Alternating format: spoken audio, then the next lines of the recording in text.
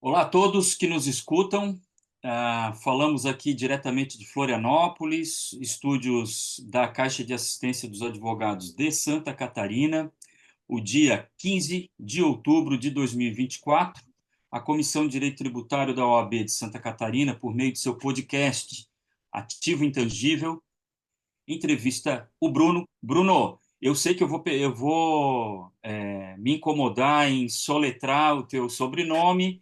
Já deveria nos estúdios ter te perguntado como que é a soletração, mas eu vou tentar aqui na ousadia ou na loucura soletrar corretamente o teu sobrenome, tá bom? Fagestajan, não? É, Bom, mais ou não. não, né? Da vez passada eu já não acertei, meu. É Como que seria Firestein. Firestein. Feinstein? Firestein. É igual é pedra de fogo, igual em inglês Firestone, Firestein, só que é em polonês, né? Difícil é ler todas as consoantes e descobrir que se pronuncia dessa forma, mas é Firestein. Feinstein. Tá bom. Tá gravado, então agora eu vou reescutar para nas próximas eu não errar, hein? Bom, Obrigado. nós trataremos aí da formação acadêmica do Bruno, a sua carreira, a sua função de CEO no escritório Maris de Oliveira e Siqueira Campos Advogados. Claro, das multas no direito tributário, a gente vai perceber que ele tem uma obra específica sobre o assunto, e a pauta do dia, que a gente acorda, dorme, anoitece e amanhece, reforma tributária, né? Então, o Bruno ele é bacharel em Direito pela PUC de São Paulo, tem mestrado em Direito Econômico, Financeiro e Tributário, é membro do Conselho Deliberativo do Instituto Brasileiro de Direito Tributário, IBDT, salvo engano, está aí comemorando seus 50 anos, né, Bruno? Exatamente, 50 anos. Muito, muita coisa legal é produzido por ali, tem mestrado profissional, enfim, tem um monte de coisa. Quem já está nos escutando aqui, que fique atento, é uma fonte inesgotável, principalmente de direito tributário. E, claro, o Bruno é advogado e CEO, como eu disse, do escritório Maris de Oliveira e Siqueira Campos Advocacia. No programa de hoje, nós contamos também com a facilitadora Emanuela Cassiatori, muito mais fácil de falar o sobrenome dela do que o do Bruno. A Emanuela é advogada tributarista, está vice-presidente da Comissão de Direito Tributário da subseção de Criciúma, aqui, da Ordem dos Advogados de Santa Catarina. Também está conselheira suplente, no Conselho Municipal de Contribuintes de Criciúma, representando o assento da OAB de Santa Catarina no Conselho Municipal. É mestre em Direitos Humanos pela Universidade Autônoma de San Luís Potosí, do México. Se errei, tu me corrige depois aí. Não, tá certo, tá certo. É isso? Espanhol é mais Pesquisador, fácil que polonês, né? bem mais fácil que polonês. Pesquisadora do Grupo de Pesquisas em Direitos Humanos da Tributação pela Universidade Federal de Santa Catarina.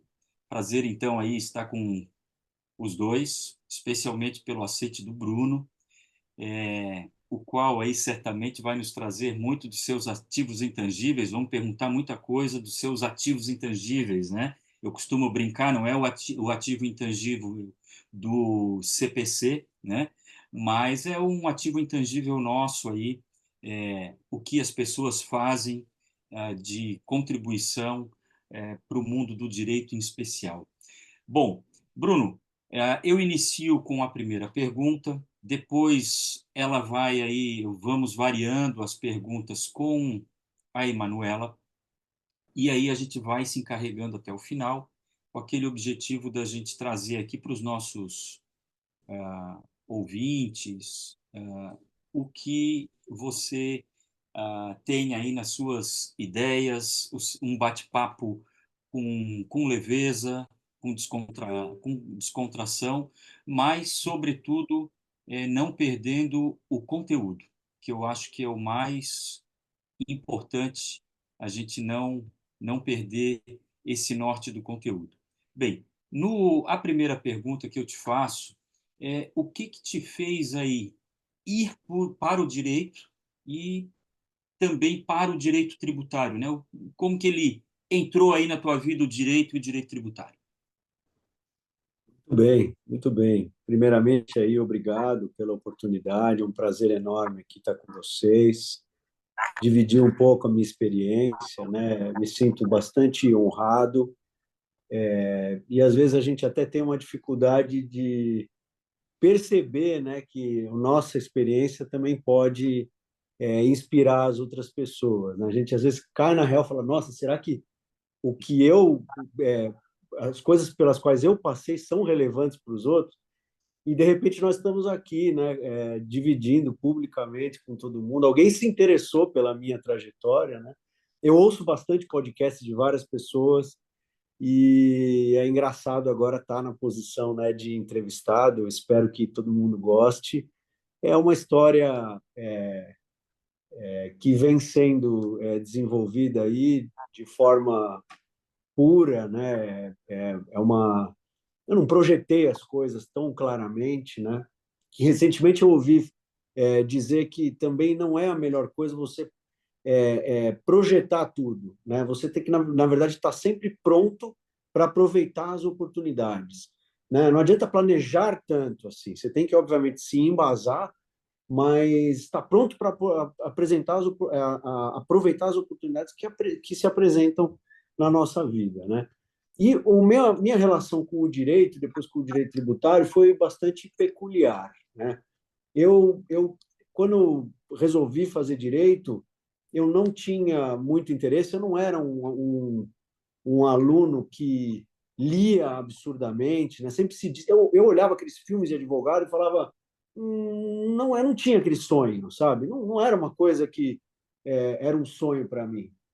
E, e também mas eu tinha certeza do que eu não queria fazer. Eu não queria ser médico e eu não queria ser engenheiro. Meu pai é engenheiro civil, fez Politécnico em São Paulo, é um professor lá da USP, também profissional, e eu não gostava daquilo, era muita matemática, e eu não gostava. Então, eu tinha um caminho por humanas, mas eu não sabia muito bem o quê, né? Eu gostava de história, geografia, ciências sociais, não ia mal de matemática também, né? Mas era assim, eu gostava de economia, eu lia bastante jornal. Nessa época ali, no nossa época colegial, né? Hoje ensino médio, eu não sabia o que ia fazer. Acho que com 17 anos poucas pessoas têm certeza do que vão fazer, né? Do que tem aquela aptidão. Então, eu queria fazer jornalismo. E aí a minha mãe que me colocou no direito. Ela disse assim, filho, um jornalista, ele não é uma profissão, mas não é um curso de base. Você pode ser jornalista, mas faz um curso primeiro e depois você se especializa. Aí você vai ser jornalista especializado em economia, em política, em direito e etc. E, e eu não sabia muito bem o que fazer e tal. E ela falou: por que você não faz direito? O direito vai te dar várias opções. Não é porque você não faça, você não seja advogado, você vai poder ter esta base para poder fazer várias coisas. E aí eu falei, bom, tá bom, eu vou testar. Tinha mais uns outros amigos que iam fazer direito e fui meio assim, prestei, né? Eu também prestei administração de empresa e economia. Então, eu joguei na sorte, né? E no fim, eu entrei em economia, não entrei em administração de empresa, entrei em direito. E aí, entre economia e direito, economia era em Campinas, era PUC, era Unicamp. E aí eu prestei só São Paulo, também eu morava em São Paulo, ainda moro, né? E passei, não passei na USP, passei na PUC.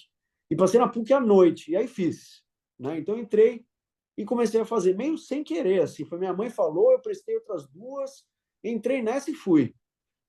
Aí eu tive um terceiro colegial deslumbrado, assim. Eu não foquei muito no vestibular, foi uma coisa meio... Eu saía à noite, eu tinha uns amigos mais velhos, tinha um carro, e eu não fui muito focado nos estudos no terceiro colegial. Então, eu entrei na PUC à noite, na quarta lista, assim, quase não entrei. Mas aí eu entrei à noite e tal, e fui lá para a faculdade, primeiro dia de aula, acordei meio-dia, né? Aquele negócio, estudar à noite. Acordei meio-dia e tal, lá para umas 4h30, fui para a faculdade e tal. No segundo dia, minha mãe, de novo, chega para mim e fala assim, você acha que você vai ficar o dia inteiro em casa e vai estudar à noite? O que você vai fazer durante o dia? Eu falei, nada.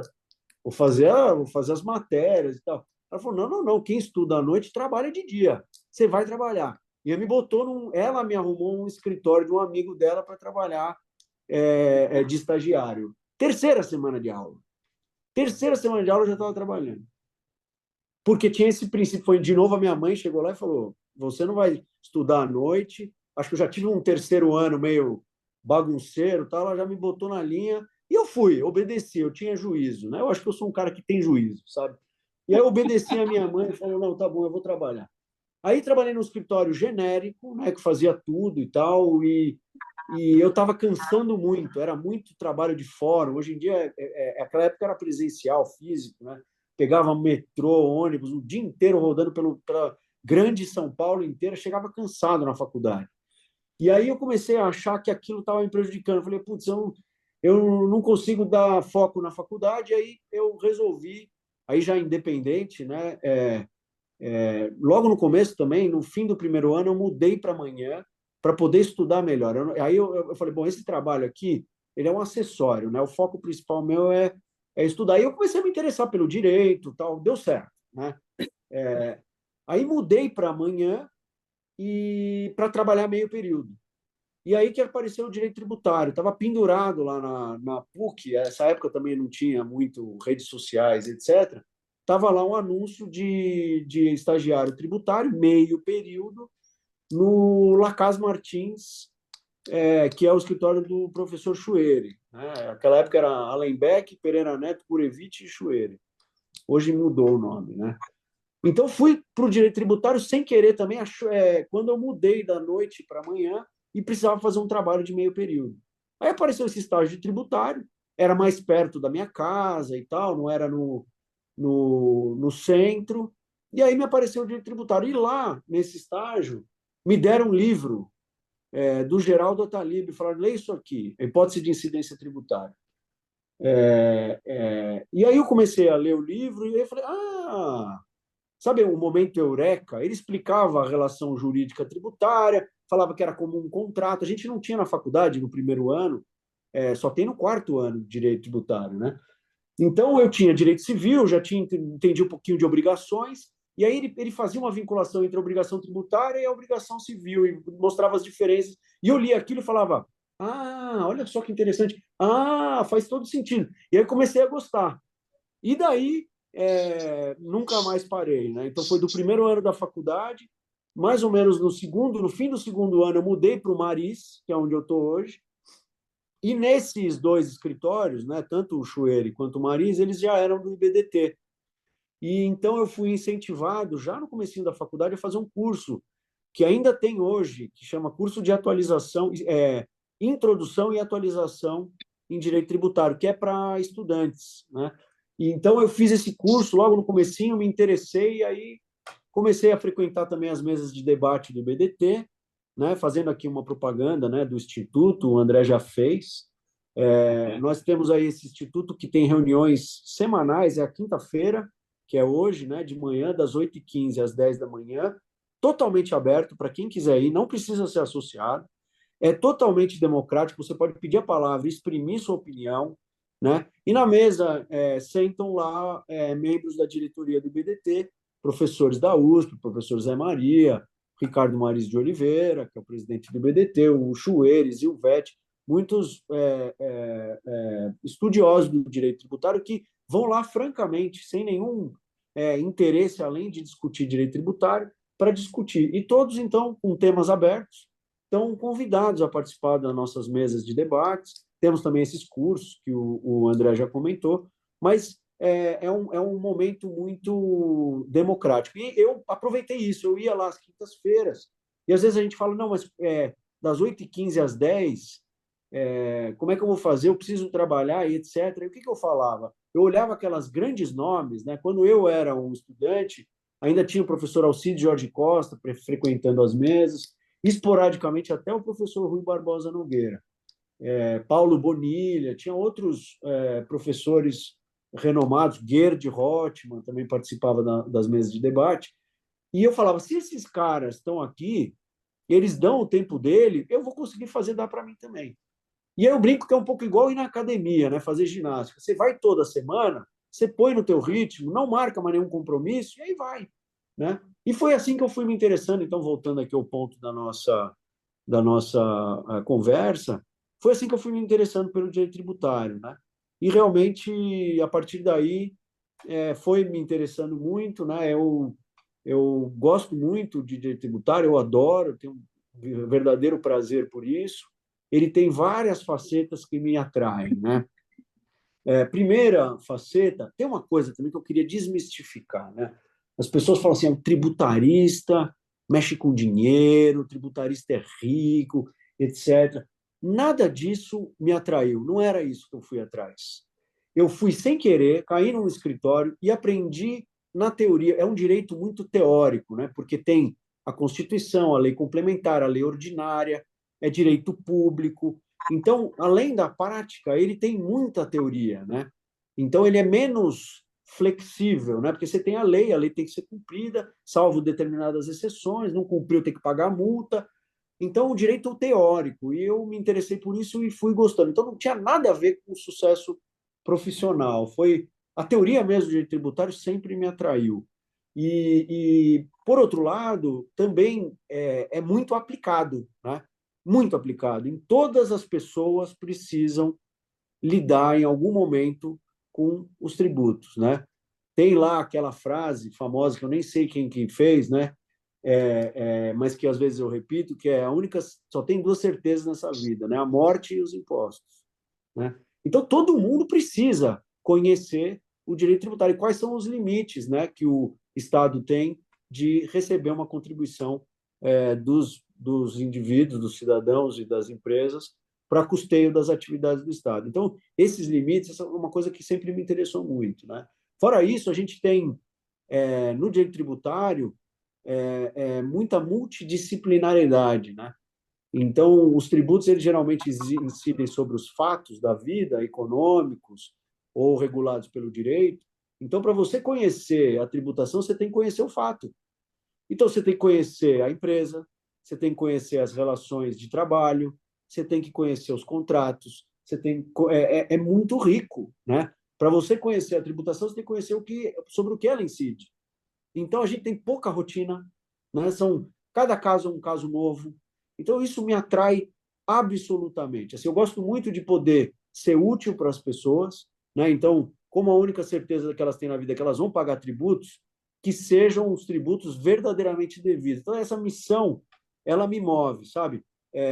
Ajudar as pessoas, e o nosso sistema é tão complexo, ajudar as pessoas a pagar corretamente os tributos é uma coisa que me move bastante. Então, é isso que eu gosto bastante. Eu posso dizer que eu sou uma pessoa que ama o que faz. Eu aprendi, eu não queria ser advogado, mas hoje eu adoro ser advogado e até me intriga esse negócio de ser CEO e deixar de advogar, né? Que é alguma coisa que a gente pode conversar adiante, mas eu adoro advogar. Ontem mesmo eu estava no CARF fazendo sustentação oral, espetacular. Foi sem querer, mas realmente eu com muita sorte, descobri alguma coisa que me agrada. Agora, óbvio, só para terminar, tem muita coisa ruim, né? Eu adoro advogar, mas eu sou um cara que vê o lado bom das coisas, né? É uma profissão estressante, os clientes demandam demais da gente, demanda uma atualização absurda, todo dia tem coisa nova. Então, eu estou dizendo aqui que eu adoro fazer, mas eu não nego que existem enormes desafios no dia a dia. Mas acho que isso é assim com qualquer profissão, né? Nem tudo são glórias, né? A gente que tem que encarar a parte boa do negócio e ver as glórias onde tem, enxergar coisas legais em tudo que a gente faz, por mais chatas que sejam. Bom, Acho que é eu isso. voto com o relator, né, Manuela? Fica mais fácil, né? Eu voto com o relator, mas assim, ó, mas antes disso, né, que legal a visão da tua mãe, né? Eu também me encontrei muito em outros podcasts, eu falei sobre isso, me encontrei muito no direito tributário por causa do Geraldo Otaliba, né? O jeito dele se postar, o jeito às vezes dele defender alguma coisa em tribuna, né? Seja em aula. Eu era estagiário e ia nos congressos ali do atual Instituto Geral do Ataliba, né? Ainda naquela época do então fim social, os aumentos ali de alíquotas do fim social, não entendia nada daquilo quando eu comecei. Para mim, caí lá de paraquedas naqueles congressos, era o Osíris Lopes Filho, ele, os caras tudo fumando no auditório do Hotel Maxud Plaza lá Fumava. dentro. Mas, assim, é um negócio muito rico, muito interessante. Eu fiquei meio contaminado com aquilo. E aconteceu talvez o que tenha acontecido com o Bruno, né? Da pessoa, pô, me encontrei, né? Achei ali, de repente o cara se encontrou. Isso aí eu acho que é fenomenal em qualquer circunstância, né? A gente começa a se entender melhor e seguir os planos adiante, né? Já daria aqui, Bruno, um podcast só com tua primeira resposta, a gente já conseguiria falar 1 hora, certeza.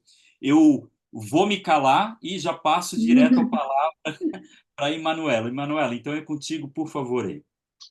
Olá a todos. Em primeiro lugar, eu agradeço a presença no programa de hoje, né? Esse é um espaço fantástico para que a gente possa conhecer melhor os nossos convidados, para além da dogmática jurídica também, né? Esse bate-papo mais descontraído. Também é uma oportunidade muito inspiradora para todo mundo que segue e é ouvinte aqui do Ativo Intangível. Antes da gente continuar, né, de fazer a pergunta para o Bruno, eu queria apresentar rapidamente o André, né, que nos apresentou, mas ainda não foi apresentado, né? Que é advogado e atualmente é presidente da Comissão de Direito Tributário da OAB, a seccional aqui de Santa Catarina. Ele também é professor em pós-graduação em MBA e esteve conselheiro aqui no TAT, no nosso Tribunal Administrativo Tributário de Santa Catarina e do CARF. Bruno, eu me identifiquei em vários pontos, assim, com a tua história, com a tua trajetória, inclusive porque eu também caí no direito de paraquedas e eu também queria fazer jornalismo. Olha Eu que ia legal. fazer jornalismo e, enfim, acabei ganhando uma bolsa de estudos para uma universidade que não tinha jornalismo. Daí eu pensei, bom, gosto de ler, gosto de escrever, fui para o direito e aqui estamos, né? E aqui e também depois fui fisgada pelo direito tributário na minha primeira aula de direito tributário, eu não sabia o que era alíquota. O professor estava falando, quando eu pedi a palavra, eu falei, professor, o que é alíquota? Não conseguia entender todo o restante sem entender, né, essa premissa básica. E aí eu fiquei muito revoltada, porque assim, é isso, né? O tributário está em tudo, afeta absolutamente todas as nossas relações, e ao mesmo tempo a gente tem uma ignorância no sentido de desconhecimento muito grande por parte da população, né? E aí foi isso que me atraiu. Foi, não, senti enganada a minha vida inteira, né? E já era, enfim, acadêmica de direito. Mas dando continuidade aqui às nossas perguntas, né? Como vimos, o Bruno tem uma vasta experiência na advocacia tributária e recentemente, como já deixou aí a bola quicando aqui para gente, assumiu o cargo de CEO no escritório Maris de Oliveira e Siqueira Campos Advogados. Pode contar para a gente um pouquinho como que aconteceu essa transição, como que foi o processo que levou a ocupar essa nova posição, né? Como que tu enxerga a diferença entre as funções que tu exerce ainda, né, como advogado tributarista e a responsabilidade de liderar, né, uma firma nessa posição. E também o que da experiência como advogado tributarista te auxilia e te ajuda nas habilidades, né, como um CEO. Muito bem, muito bem. Interessante essa nossa conexão aí em relação ao jornalismo. Começamos, ainda bem. Hoje eu olho e falo, ainda bem que não fui para lá. Estou feliz aqui no direito. Sim. Mas, de certa forma, o podcast é alguma coisa que está Estamos. próxima do jornalismo. Então, olha só lá, está tudo interligado, né? Essa história do CEO aconteceu da seguinte forma, né? A gente, aqui no escritório, no Maris de Oliveira Siqueira Campos, tinha uma gestão compartilhada, né, do escritório. E, a um certo momento, fazendo uma análise sobre perspectivas do futuro, projetos, uma reflexão sobre a nossa colocação no mercado jurídico e etc., a gente, entre os sócios aqui, somos hoje 8, chegamos à conclusão de que seria necessária uma liderança, né? Todas as grandes organizações, grandes em diferentes sentidos, não só em tamanho, efetivamente, né, mas em importância, em projeção, e todas as de sucesso, sempre tem um líder, né? Então, a gente chegou à conclusão que alguém precisava liderar, né? E o nosso escritório está passando por uma transição da segunda geração de sócios, né? Os primeiros fundadores ainda estão presentes, mas a gestão do escritório já é feita pela segunda geração. E eu sou o mais antigo da segunda geração, né? Eu estou completando 25 anos de Marisa esse ano, entrei aqui como estagiário, né? E passei por todas as etapas, estagiário, advogado júnior, etc. E aí me tornei sócio. E eu tinha um pouco... Então, eu tinha essa posição de ser o mais antigo dos mais novos e um maior interesse, ou não maior, mas um grande interesse, destacado interesse para a questão do business em relação aos demais.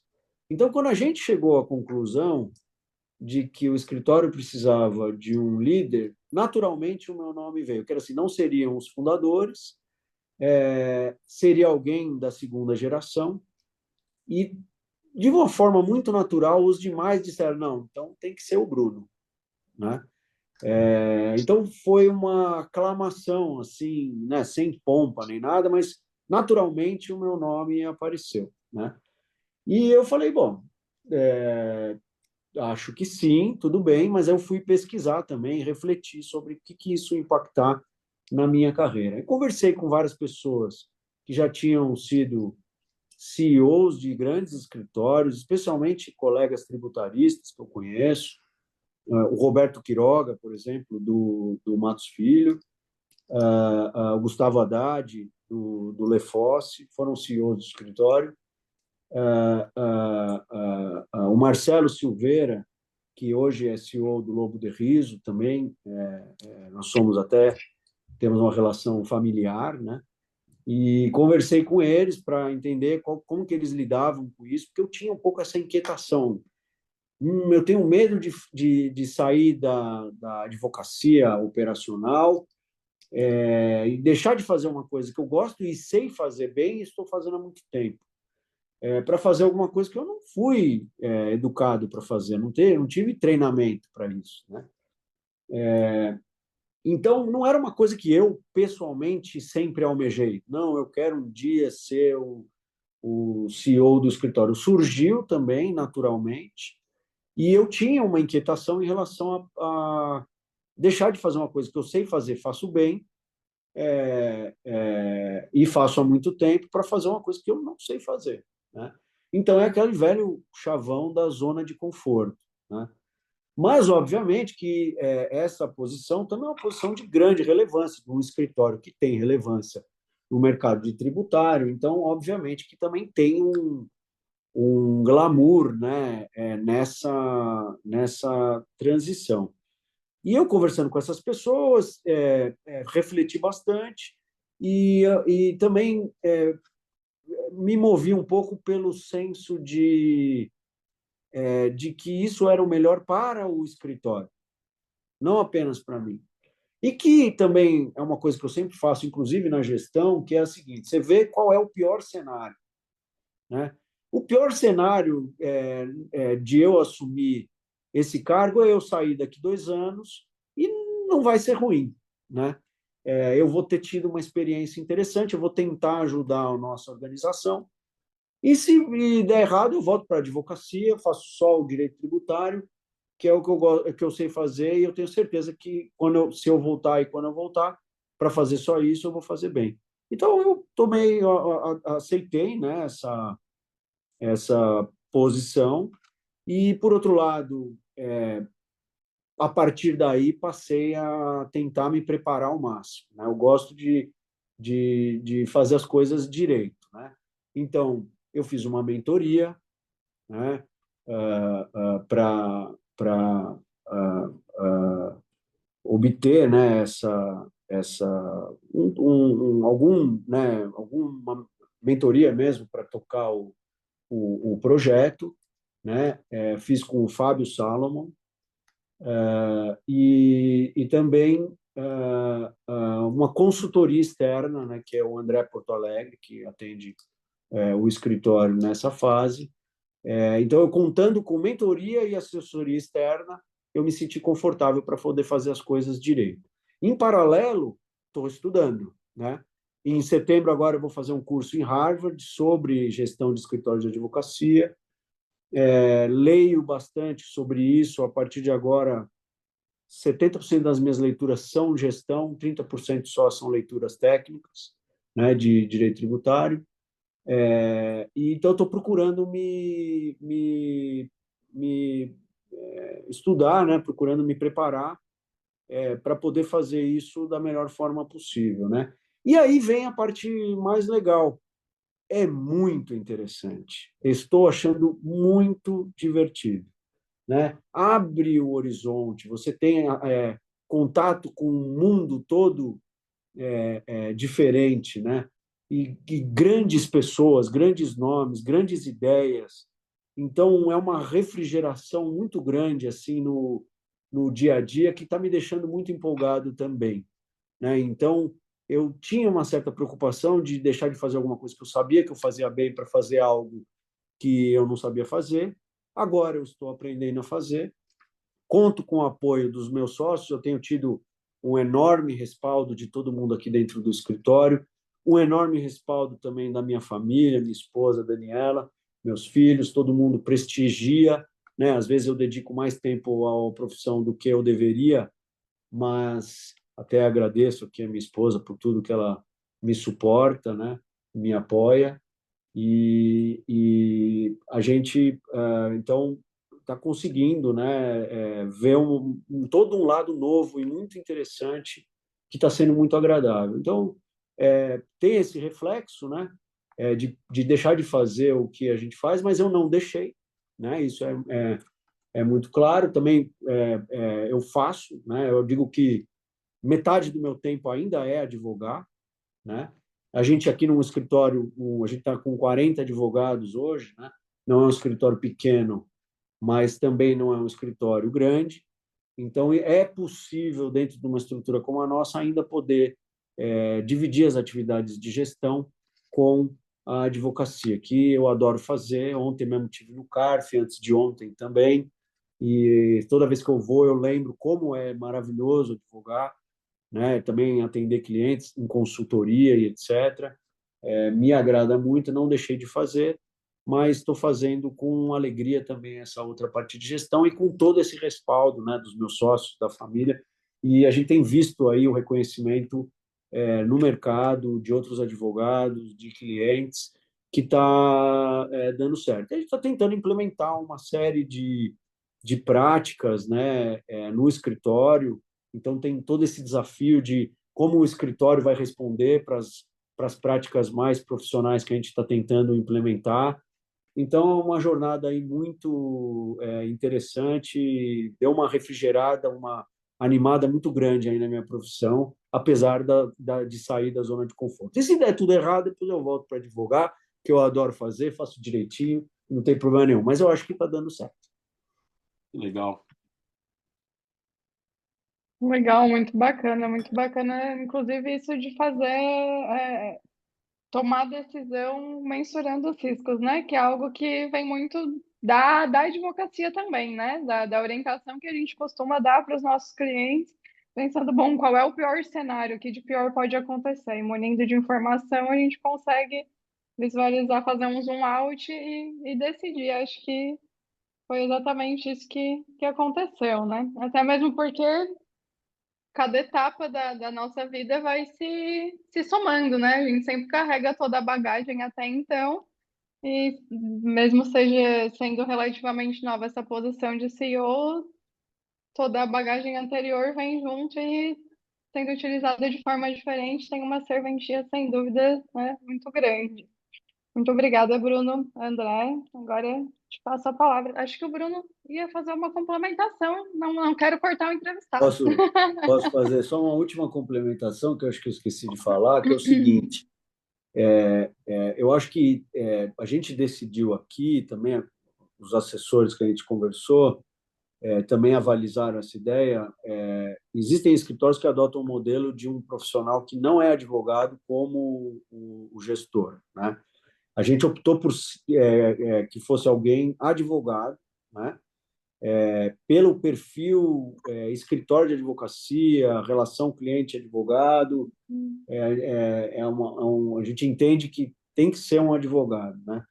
E aí também eu acho que o fato de eu ter passado por todas menos a secretaria, né?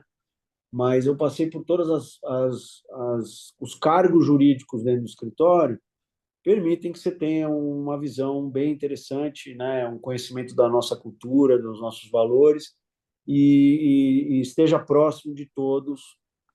Então, acho que esse fato de eu estar há muito tempo aqui ajuda também, né? Como você falou de bagagem, eu lembrei disso, né? Essa bagagem toda de passar por todas as fases, eu acho que é interessante. E a gente também, só para concluir, apesar de eu não ter participado, não ter sido do setor administrativo, um dos nossos trabalhos aqui tem sido valorizar as nossas pessoas do setor administrativo, né?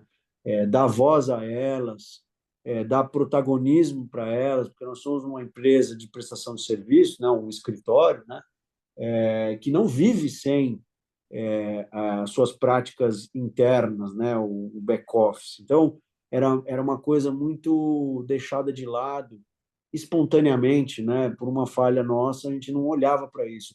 E é outro ponto bom de ter uma gestão de uma pessoa, né? Que está olhando globalmente.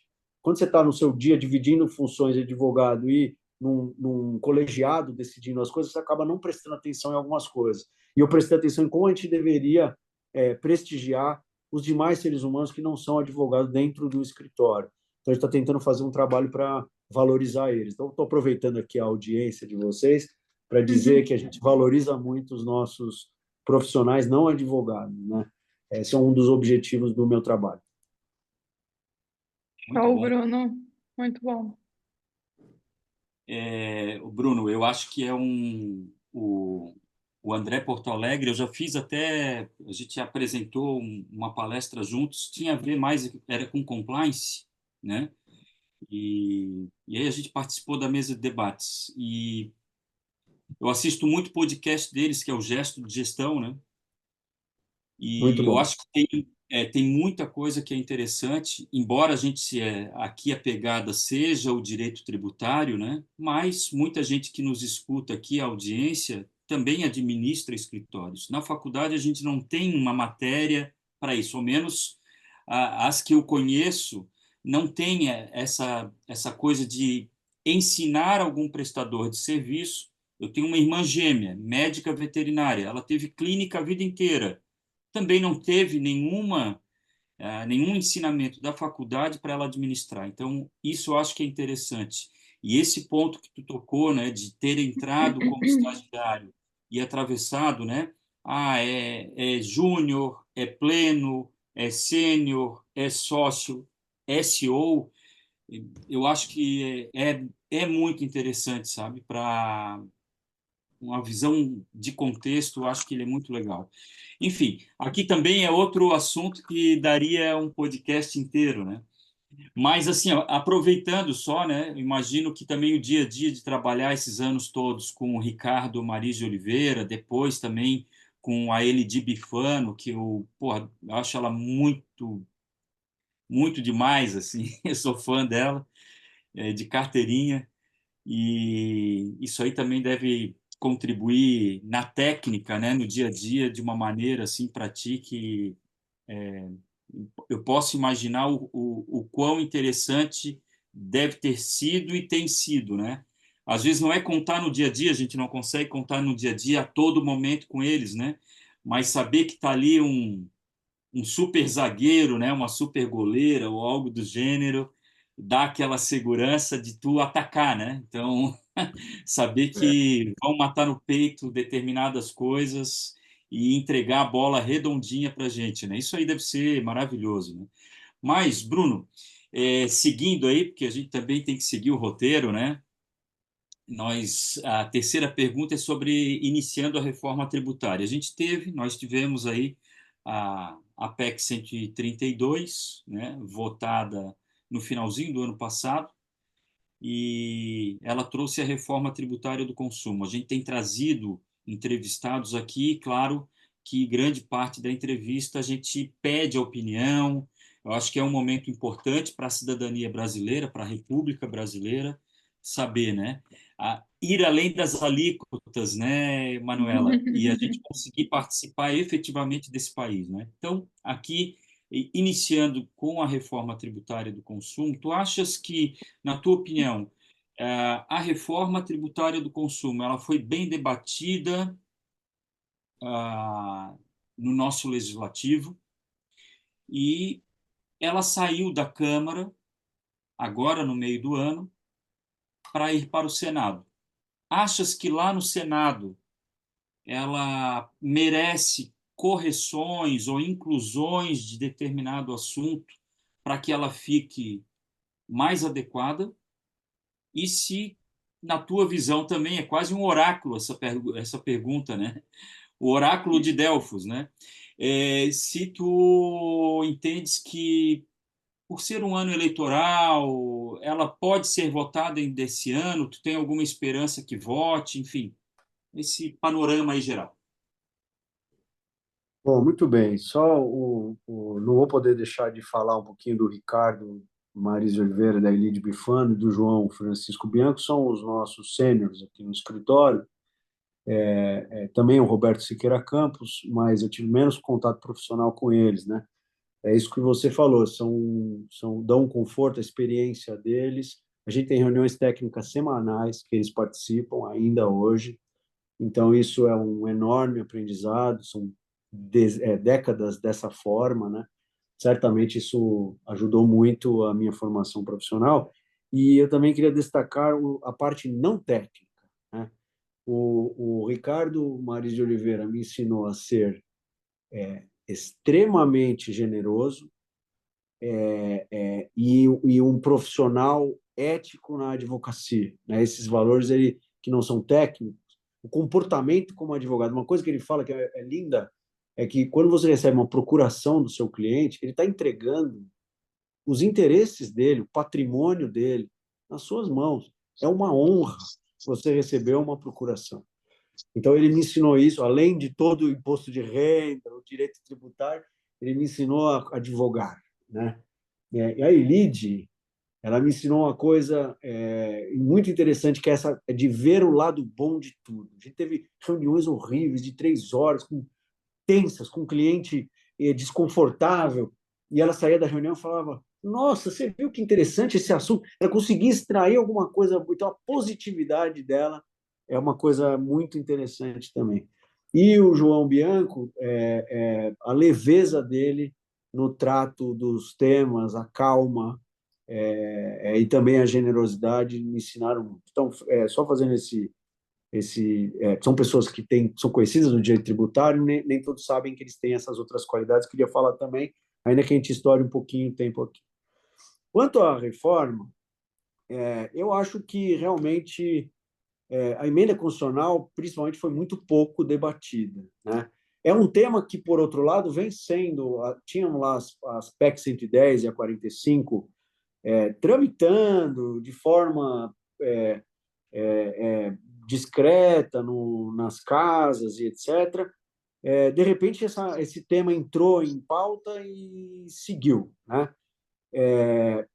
Me parece que realmente poderia haver um maior debate, né? A emenda constitucional foi aprovada, foi dito até que nem os próprios congressistas tinham o texto que estava sendo aprovado. Então, tem certo assodamento, sim, no processo legislativo. Também, a explicação que é politicamente dada lá pelos líderes lá do Congresso são que agora, no Senado, então, vai ser discutido. Então, é aprovado na Câmara, depois do Senado, ou na regulamentação, mas, obviamente, que esse não é o processo legislativo ideal. Seria melhor que uma reforma com tanta relevância, fosse um pouco mais bem discutida, né?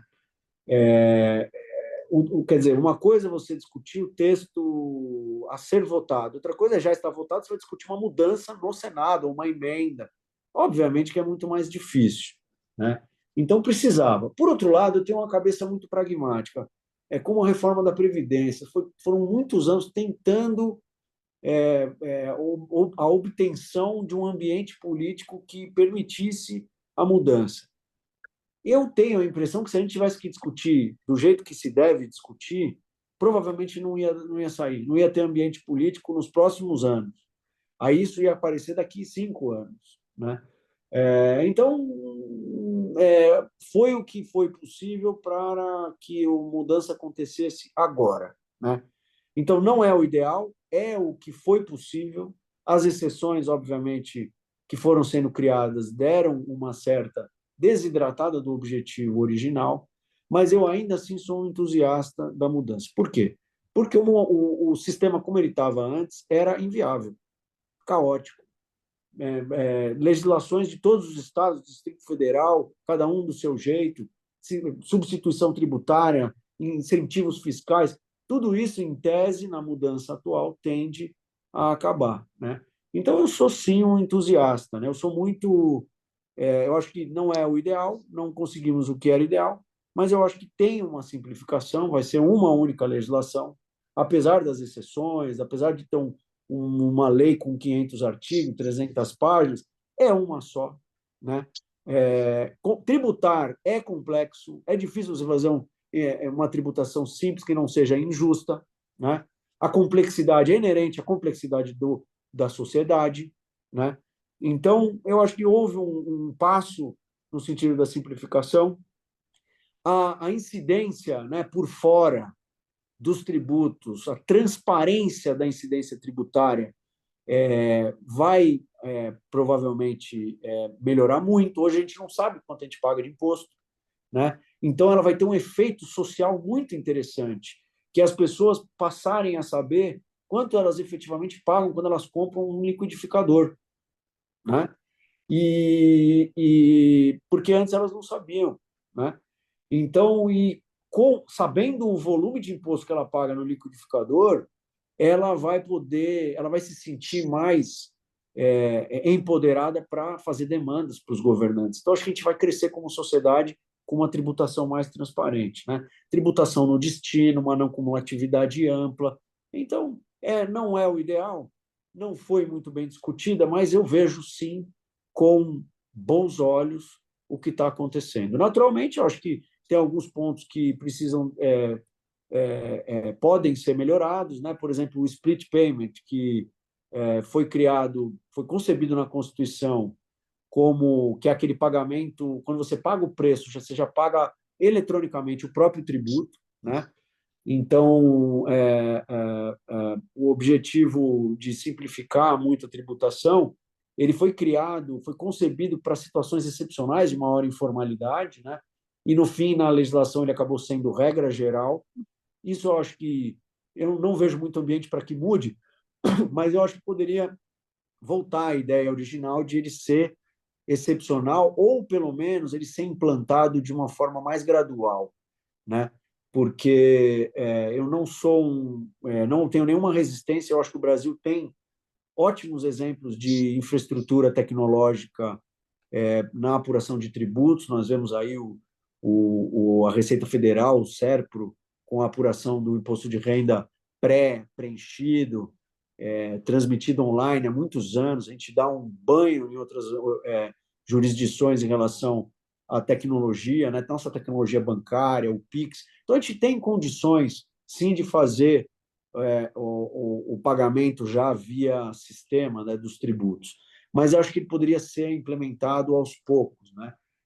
Até porque a concepção dele foi para ser para situações de informalidade, e ele acabou virando regra geral. Também temos aí que tomar um pouco de atenção com a questão da não cumulatividade ampla, né?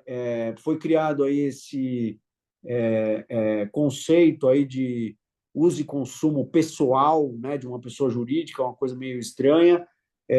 A legislação fez a regulamentação, mas ainda tem espaço aí para dúvidas de interpretação e me preocupa um pouco a delegação para a regulamentação de algumas coisas, né?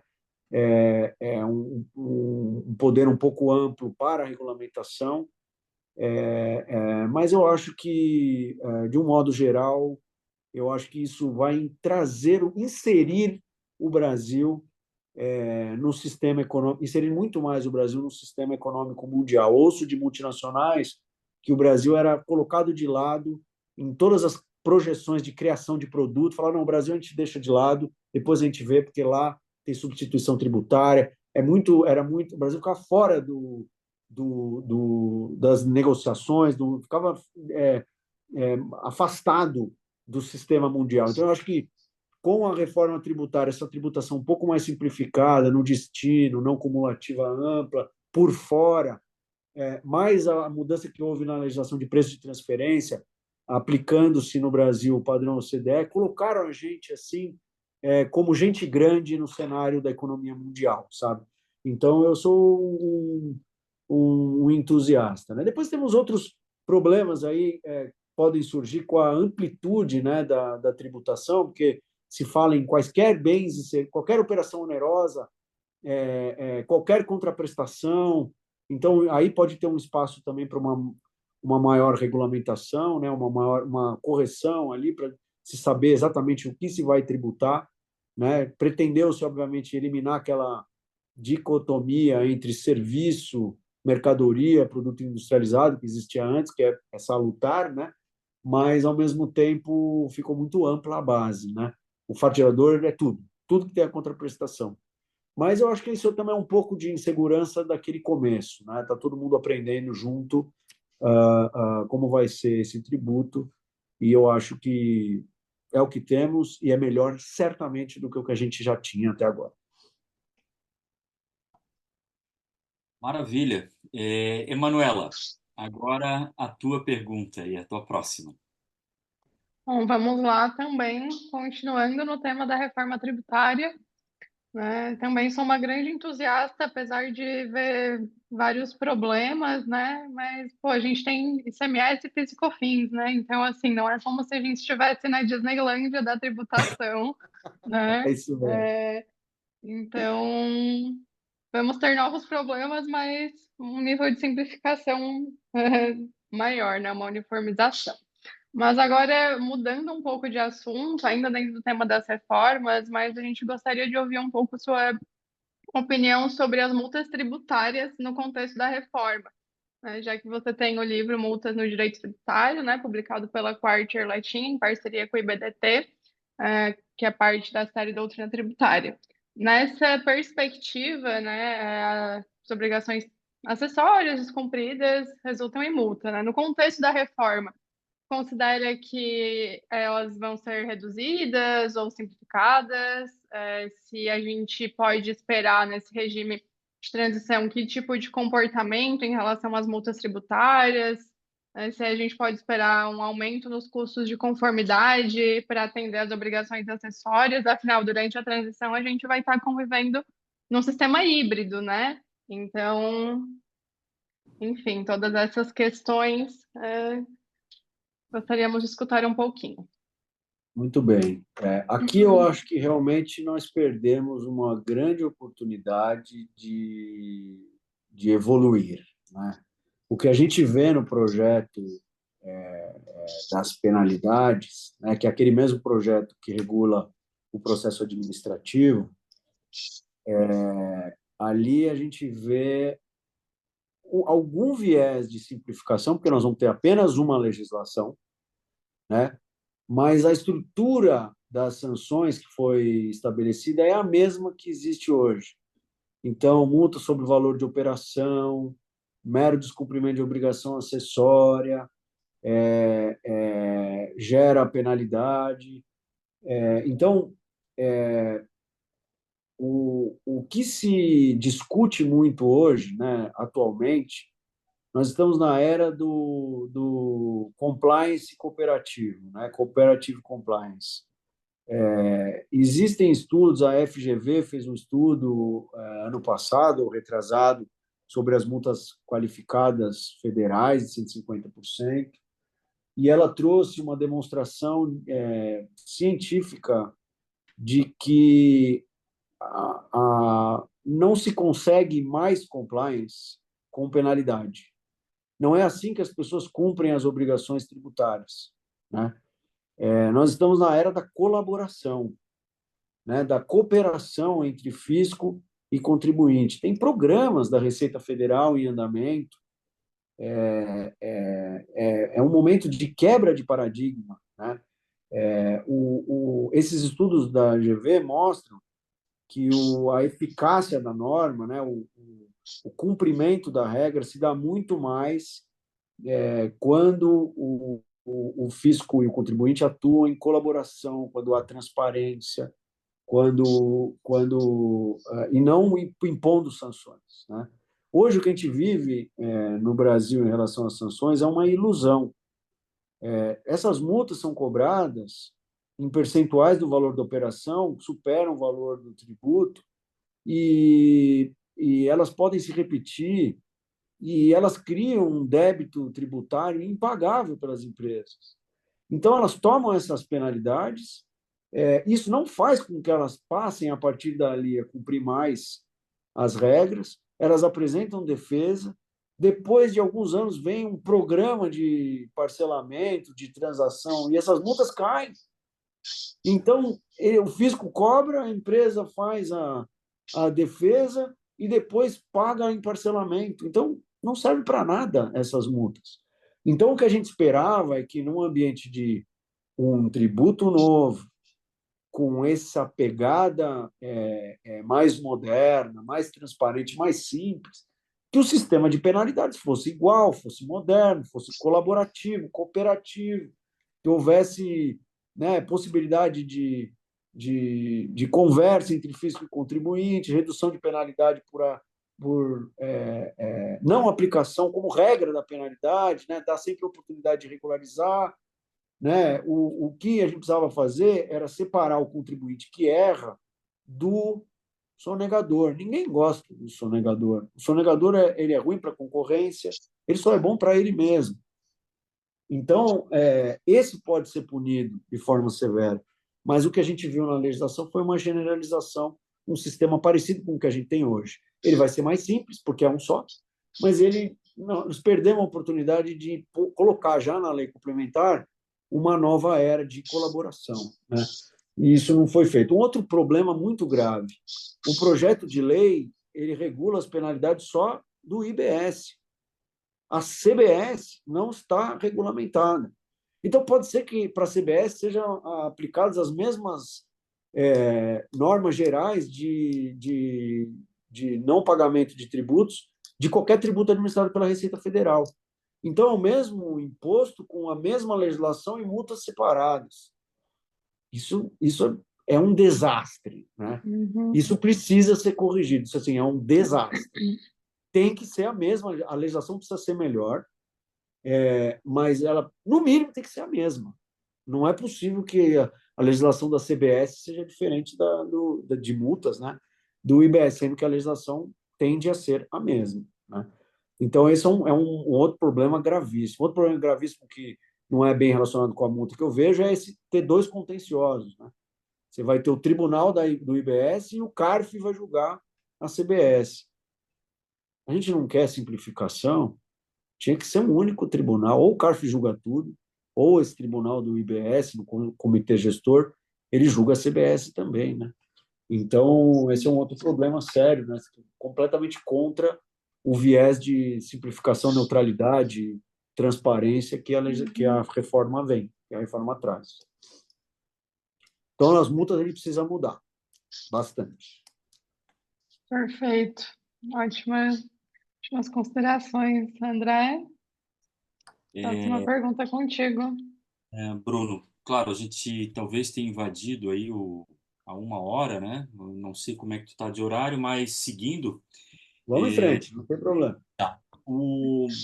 Eu também concordo ali a questão da formação de dois contenciosos, né? E não é só o contencioso em si, né? Então, há uma autuação, uma abertura de uma fiscalização e o encerramento dela é a mesma fiscalização que vai fiscalizar o IBS, vai ter outra para a CBS, quem que vai lançar? Né? E o contencioso hoje é só para lançar isso, não é o objeto do nosso podcast, né? Mas hoje nós temos 180 conselheiros no CARF. Então, isso vai ficar para a CBS.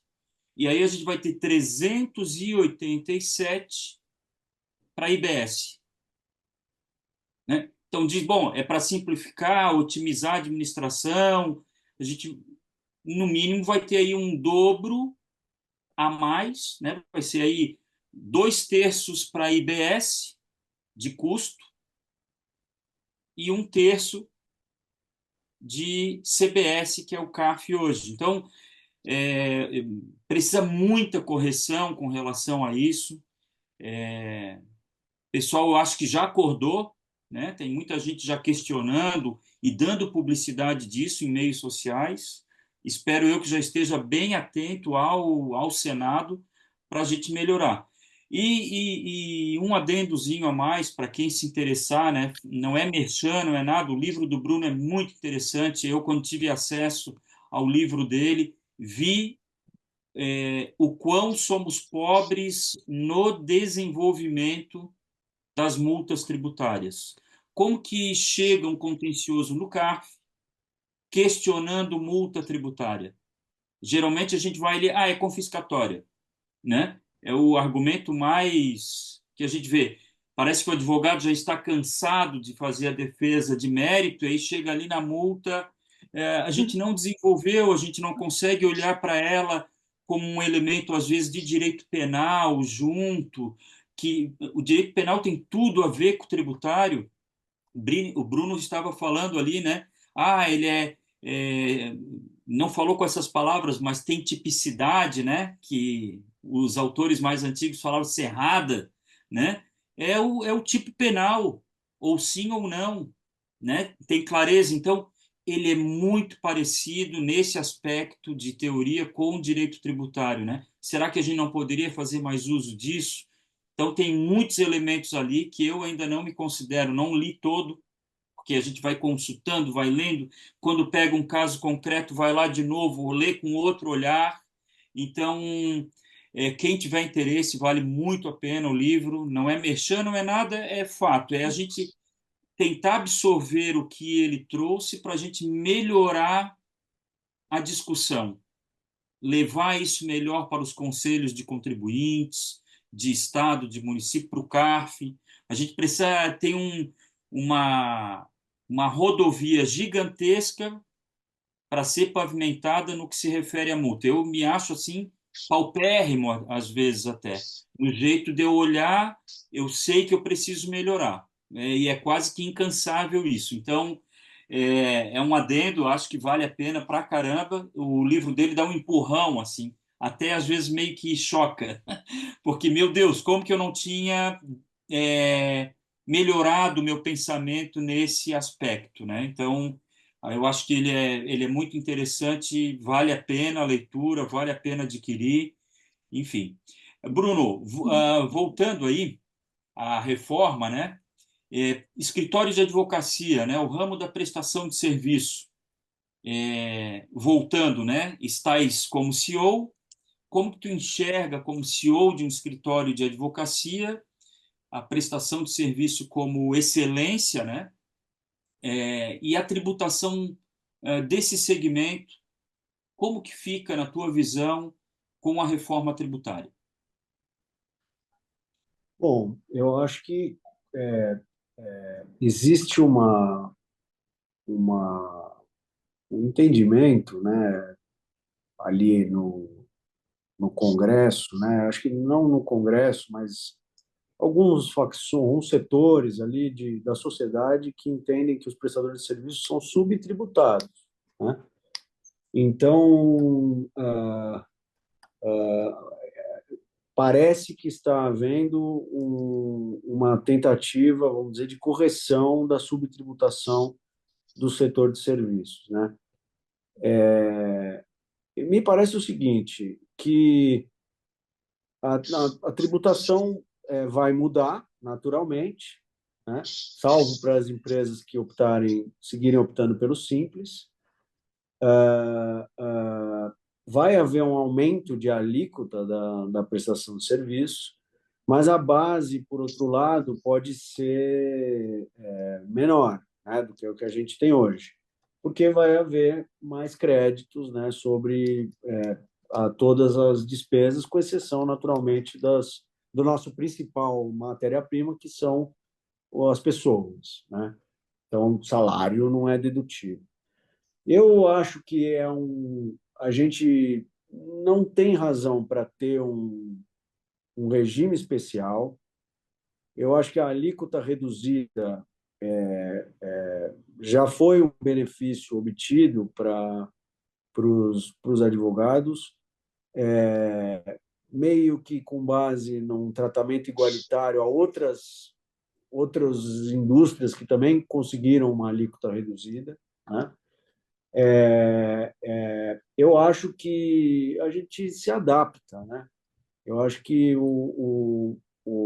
as pessoas jurídicas, os escritórios que prestam serviço para pessoas jurídicas, eu acho que tem um amplo espaço para repassar o custo tributário, o novo custo tributário no preço, né? Então, o preço, na verdade, o tributo vai ser cobrado por fora, o preço pode seguir o mesmo, né? E o tributo é cobrado por fora e quem paga mais tem crédito. Então, eu acho que pode se equalizar nesse aspecto. Acho que a grande dificuldade são para os serviços de pessoas físicas, né? Para as pessoas físicas. Quem presta serviço para pessoa física dificilmente vai conseguir cobrar 30% a mais do que já cobra hoje, né? Então, vai sim ter que ter uma adaptação para pelo menos, a diminuição da margem, né? Pode-se aumentar um pouquinho o preço, provavelmente as partes vão ter que acordar. Ó, aumentou um pouquinho, eu pago um pouquinho, você paga um pouquinho, né? Eu acho que não vai ter jeito, mas eu acho que são mudanças que, no longo prazo, o mercado se adapta, sabe? Então, eu vejo uma possibilidade de ter uma redução na margem do serviço prestado para a pessoa física. Eu vejo com mais otimismo a parte da pessoa jurídica, porque vai ser passível de crédito, obviamente, então eu acho que isso vai se ajustar e eu acho que vai ter uma correção para cima, porque reconheço a tributação dos serviços advocatícios é baixa hoje em dia. Então, vai haver um aumento, mas é um aumento que vai colocar a nossa classe num nível de tributação semelhante a outros níveis de tributação. E no longo prazo a gente se ajusta, né? Eu acho que tem uma pequena correção a ser feita, e ela está sendo feita com cuidado. Obviamente que a gente não tem muito como ver, né? Isso é mais um pouco de futurologia ali que o André pediu para eu ter em relação à reforma como um todo. Eu acho que aqui também, a minha expectativa é que a gente se ajuste, né, com relação aos clientes, etc. Vai repassar um pouquinho, vai assumir um pouquinho, mas a gente era uma tributação mais baixa. E eu acho que tem um outro grande desafio que são a transição dos regimes. Então, nós, advogados, temos contratos, por exemplo, de processos que duram 10 anos. Então, ele começou 2 anos atrás, vai terminar daqui 8 anos, quando já vai ter IBS. Como é que nós vamos fazer? Nós vamos cobrar por dentro ou vamos cobrar por fora? Eu vou ter que reajustar o preço ou não, para também não ter a tributação inteira. Eu tenho muitos contratos aqui que são pelo valor bruto, né? Então, o cliente vai chegar e falar, não, eu quero pagar 100. Nós combinamos 100, eu vou pagar 100. O imposto você destaca aí, paciência, eu vou pagar só 100, né? Nessa transição que eu acho que é mais desafiador, né? O ideal seria que os escritórios tivessem cláusulas em que eles previssem o reequilíbrio econômico-financeiro do contrato em função da mudança de tributação. A gente faz isso aqui já, desde que a reforma, há uns 5 anos, começou a aparecer mais próxima, a gente tem essa cláusula de repactuação do preço em caso de mudança sensível na tributação, né? Então, tem a transição aí também pode ser um pouco preocupante. Mas não tem jeito. Se a gente quer evoluir como sociedade, se a gente quer mudar esse sistema horrível de tributação do consumo que a gente tem hoje, alguns ajustes precisam ser feitos. Um deles é no nosso serviço. Mas eu vejo ainda assim com otimismo e as coisas se ajustam no médio e longo prazo. Bom, maravilha. Tem muitas dúvidas da advocacia. A advocacia, por exemplo, aqui de Santa Catarina não é muito diferente do resto do país, né? Exceto São Paulo, que é quase um estado dentro de um município, é um município que parece um estado, né? É realmente um tamanho muito diferente da maioria dos entes brasileiros, né? Mas, por exemplo, o pessoal, estou no Simples, né? Como que eu vou ficar? Enfim, eu acho que é um momento que a gente vai ter que ter realmente ajuste, né? Escritórios em lucro real está em bem menos número do que lucro presumido, e que também o Simples veio com muita força para a realidade brasileira, né? Então, acho que são coisas assim que a gente vai ter que ver com muito cuidado, para daí se adaptar a essa nova realidade que tu falasses, né? Mas realmente vai demandar um repensar, né, de contadores, planejando junto com os escritórios de advocacia para ver qual é a melhor modalidade a seguir, né? Lembrando também que no Simples, que é opcional e pode ser preservado para quem tem o limite, quem consegue estar dentro do limite de faturamento anual, pode ser que haja uma pressão do contratante, porque quem está no Simples pode optar por pagar o IBS, CBS no regime normal. E como o crédito de quem adquire do Simples, ele é pelo valor do imposto pago no Simples, ou seja, vai ser pequeno, pode ser que haja uma pressão do contratante para que o escritório pague, tá bom, você está no Simples, mas o IBS, o CBS, eu quero que você faça no regime normal. Né? Então, tem mais esse desafio aí que a gente pode... tem muitos contratantes que estão numa posição grande, né, de conforto, que ele impõe, né, essas grandes multinacionais. Se quiser vir comigo, vai ter que ser no regime normal. Então, a gente tem também esse desafio grande aí. Ok. Emanuela, contigo então. Bom, é isso, né? Se queremos fazer um omelete, precisamos quebrar os ovos, né? E acho que todos esses problemas da reforma fazem parte da reestruturação desse novo sistema.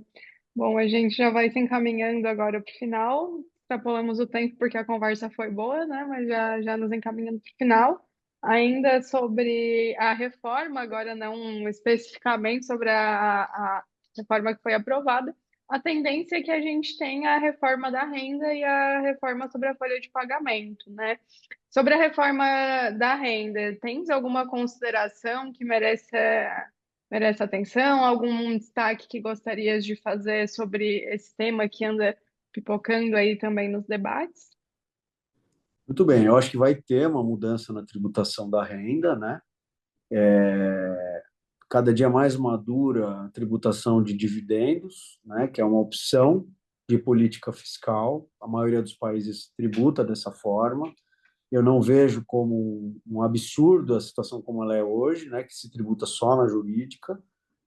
Acho que o problema da pejotização se resolve pela pejotização, não pela tributação dos dividendos, porque poderia ser resolvido atacando a pejotização e não a tributação dos dividendos. Mas eu acho que é isso, em termos de perspectiva, eu acho que cedo ou tarde vai haver essa tributação dos dividendos. O Brasil vai fazer essa opção, vai trazer algumas complexidades, algumas discussões de distribuição disfarçada de lucros, mas, de novo, eu também não vou resistir, faz parte, tributos, desde que a alíquota global, pessoa física, pessoa jurídica, também não seja exagerada. Né? Então, eu espero ponderação em relação à alíquota global, pessoa física, pessoa jurídica, ou um sistema de créditos, né? Que permita, na integração, haver uma tributação global semelhante à que a gente tem hoje, que já não é baixa. Né?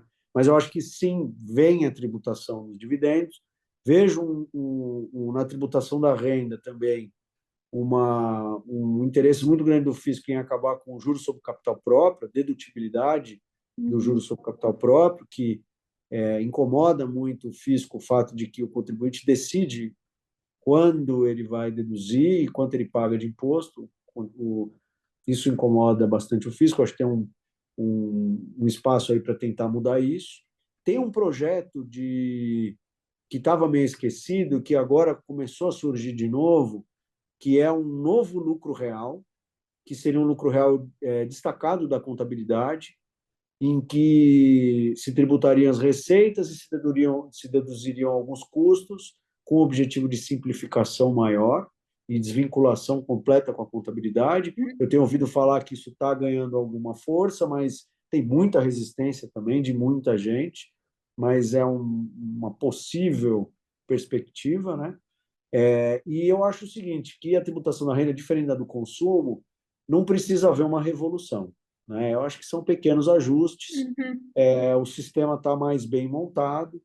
Eu tenho alguns ajustes que eu poderia citar aqui que poderiam ser feitos, mas eu não sei se isso está andando efetivamente em termos de projeto, né? Mas o lucro presumido, por exemplo, ele pode ser objeto de correções, os percentuais não são condizentes com a realidade dos negócios das empresas, então poderia até haver um aumento de arrecadação mediante uma maior adequação dos percentuais do presumido a cada tipo de atividade, né? Talvez alguma flexibilidade até na mudança das margens, com uma lei que criasse os critérios, mas delegasse para algum ente do governo definir o percentual efetivamente, de acordo com alguns critérios previstos em lei.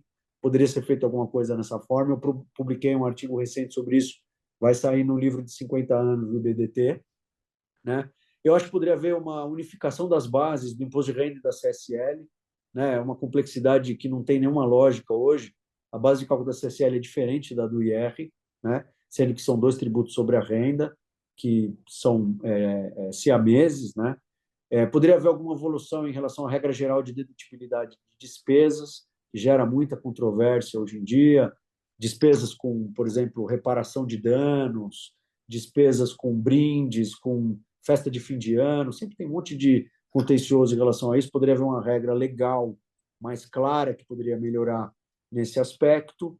Outra coisa que poderia ser melhorada, né, a progressividade mais efetiva, né? Hoje a gente tem 4, 5 faixas, mas até um nível muito pequeno de renda, né? Então, a partir de, não nem sei dizer hoje quanto, 5 mil, 6 mil reais, todo mundo tem a mesma alíquota de 27,5%, né? Poderia haver um espaçamento maior na progressividade, de modo que talvez até uma alíquota maior, mas que pegasse faixas de riqueza maiores, né?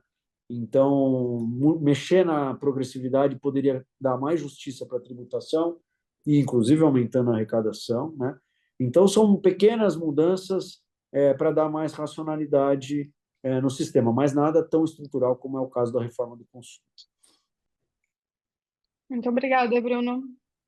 André? Maravilha. Super dicas. Isso aí a gente deveria encaminhar para os parlamentares, hein, Bruno? Depois vão ficar bravos comigo, vai aumentar o imposto de todo mundo aí. Mas tem um artigo, eu escrevi no livro de 50 anos do BDT, vai sair em breve. São breves considerações, tem mais alguns sobre equivalência patrimonial, que também sempre gera controvérsia. Também fiz algumas sugestões nesse sentido lá. Pequenas mudanças para melhorar a tributação da renda no Brasil.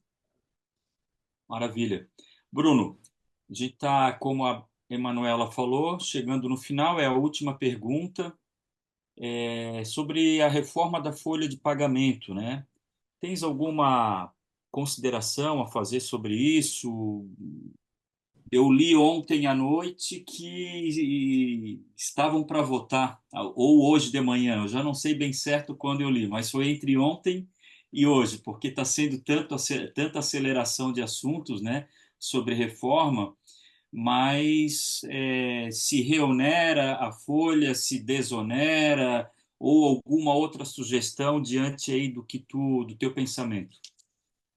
Bom, muito bem. Eu acho que essa é uma decisão de política fiscal. Eu não sou a melhor pessoa para falar de política fiscal, né? Eu acho, me incomoda um pouco a desoneração limitada a alguns setores da economia, né?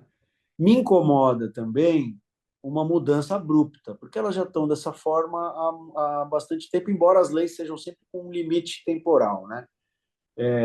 Eu gostaria que a gente tivesse uma maior uniformidade, ou seja, desonerar para todos ou onerar todos, né? Não gosto, como cidadão, de alguns setores só serem beneficiados e não outros, né? A gente tem na Constituição o uso intensivo de mão de obra como um critério para diferenciação, né? Mas às vezes a gente vê alguns setores muito parecidos com os outros, e alguns dentro e alguns fora do regime da desoneração. Eu gosto muito da ideia de uma desoneração total, mas de forma responsável também, de modo que a Previdência pudesse, né, a Seguridade Social como um todo pudesse ser financiada de alguma outra forma, né? Porque realmente desonerar a folha de salários tem um impacto maravilhoso em formalidade, acaba com o problema da pejotização, emprego. Então, é muito interessante a ideia de desonerar todo mundo, mas obviamente que a gente precisa pagar as contas no país, né? Então a gente precisaria ter uma solução racional em que a seguridade fosse custeada em paralelo, obviamente, com reformas e etc., mas a seguridade fosse custeada de outra forma, que não na folha de pagamentos, né? Eu sou, então, entusiasta de uma ideia de desonerar, mas de forma responsável. E nessa briga que está tendo agora, né, eu acho que é uma demonstração um pouco aí da complexidade da nossa sociedade e do sistema, né? Então, tem o governo, o Congresso e o Judiciário, mais a sociedade, a iniciativa privada, judicializando uma questão. Então, uma revogação de lei suspensa por uma liminar que tem que ter o prazo estendido, com uma ordem para o Congresso Nacional resolver o problema. Então, é um ambiente de insegurança realmente que não faz bem a ninguém, né? Então, acho que a gente precisa pensar numa boa política fiscal, aplicar ela de forma gradual, sem surpresas e de forma que seja um pouco mais equânime para as pessoas, e aí um viés meu de desoneração. Eu acho que ele podia arrumar outras fontes de custeio que não a folha de salário. Embora, né, Bruno, a folha de salário é um calo, né, de um custo alto, mas como tu falou, e a própria Previdência, ou não, como um todo, né, tem que ter o princípio da solidariedade, né, tem que contribuir para alguma coisa para ser revertido em acidentes de trabalho, em indenizações, em aposentadorias, enfim, né, todo um sistema bastante grande e complexo, né?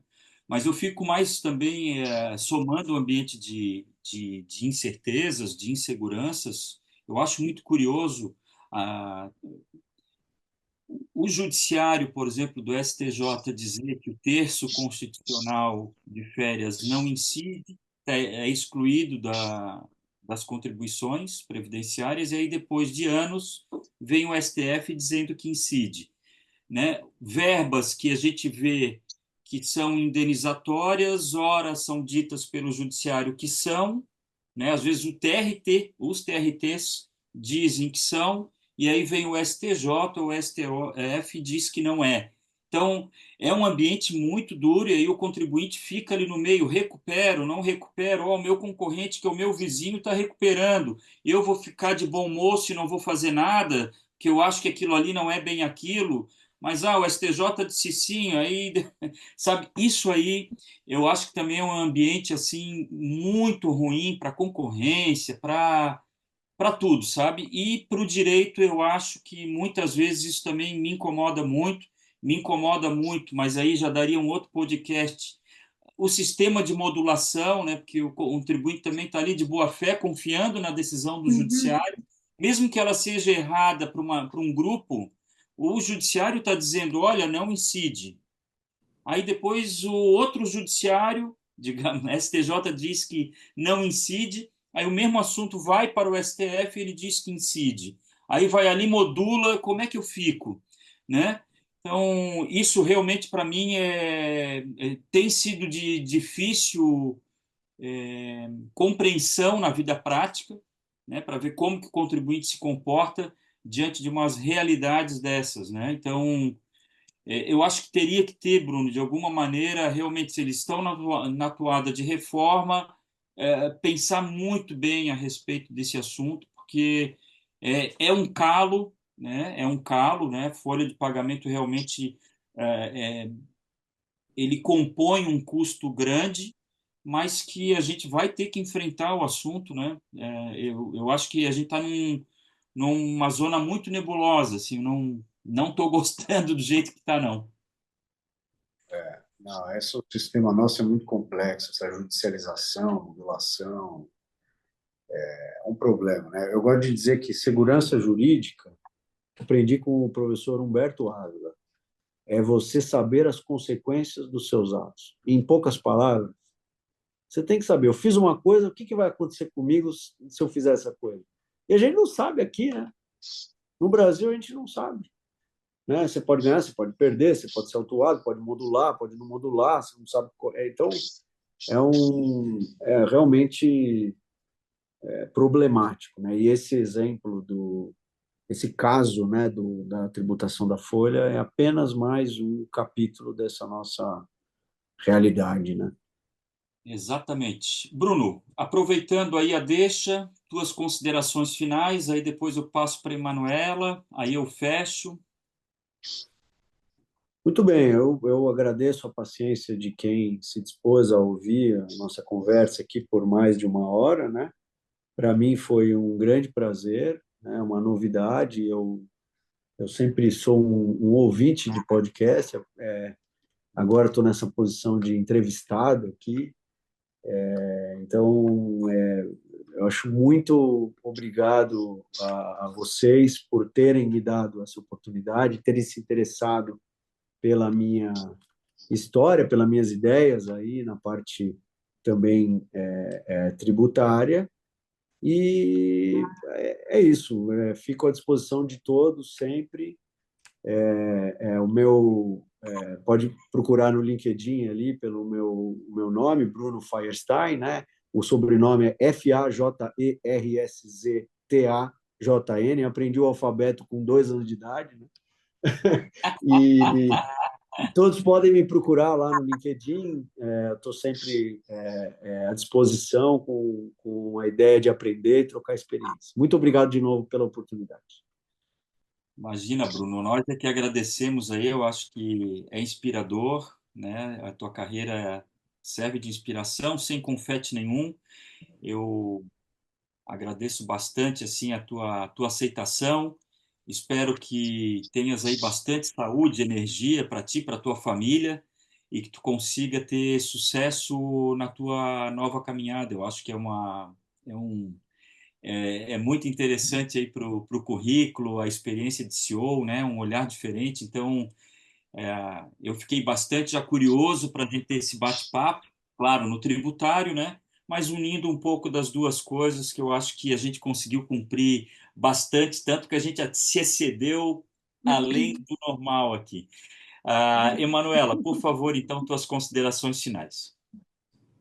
Bom, queria agradecer ao Bruno, né, por nos abrilhantar com tanta experiência e com tantos comentários que nos fazem refletir, né? Com certeza eu vou sair dessa nossa conversa pensando em muitas perspectivas aí com a futurologia, né? Sobre a reforma e sobre as reformas, né? E muitos pontos aí em aberto que a gente pode estar utilizando para pensar como melhorar a tributação, né? Como melhorar a vida das pessoas do nosso país, porque afinal a tributação tem tudo a ver com isso, né? E o nosso trabalho também. Agradeço muito ao André pelo convite, né? Estou verdadeiramente honrada, gostei muito do nosso bate-papo, ao mesmo tempo que a gente passou 1 hora e meia aqui conversando temas muito profundos, fluiu com uma leveza muito grande e foi muito bom estar com vocês nessa tarde. Muito obrigada. Obrigado, então, Manuela. Eu, antes de me despedir, Bruno, eu cheguei a anotar para eu não me esquecer, né? Tinhas falado, eu vou voltar ali ao Marisa, a Elidi e ao Bianco, né? Não consigo, não ia conseguir terminar sem isso. O Maris, como é que são as coisas interessantes, né? De cara, eu vi humildade e leveza nele. Ri com facilidade, aí tocou em generosidade, né? Generosidade, para quem entende aí, virtude completa, né, digamos. Então, é engraçado isso, né? Eu nunca falei com ele muito, lá no CARF, de vez em quando, ali em corredor, tal. A Elidia, para mim, é altivez. É altivez. O jeito dela falar, o jeito dela olhar, motiva, né? E o Bianco, calmaria, calmaria total, desde sempre. Então, quando tu tocou, eu digo, bom, já que ele tocou, eu vou dar minha percepção também. Aí já fica registrado aqui, né, nos anais digitais, mais três pessoas muito interessantes, e eu acho que, além do direito, contribuem para isso que tu falou, né? Estão ali, tem uma carreira de sucesso e eu acho que isso também espelha para a gente aqui no podcast. Eu, às vezes, tento trazer, dar esse olhar de pessoa, né? Além do profissional, porque eu acho que uma coisa está incluída na outra e é assim que a gente constrói alguma coisa nessa vida, né? É Ah, isso. Veja só, esse é o meu pós-doutorado, né? Esses três eu aí, imagino, eu esse é o imagino. vale muito mais que qualquer pós-doutorado. Mas eu não tenho dúvida, não tenho dúvida, não tenho dúvida, não tenho dúvida disso. Pessoal, muito obrigado aí pela gentileza da vinda de vocês. Eu fiquei muito feliz de também poder compartilhar esse tempo, tá? Peço que o público nosso aí fique atento às redes sociais da Ordem dos Advogados de Santa Catarina, a Escola Superior da Advocacia também de Santa Catarina, nossa Comissão de Direito Tributário, nossas lives, nossos podcasts, o IBDT aí que o, Obrigado. que o, que o Bruno está também no comando, agora com 50 anos, vão ficar de olhos abertos aí a essas produções bem interessantes e populares também que eles têm, que eu acho que é muito interessante. Então, abração a todos vocês, espero que a gente se encontre num próximo Ativo Intangível. Valeu! Obrigado, um abraço.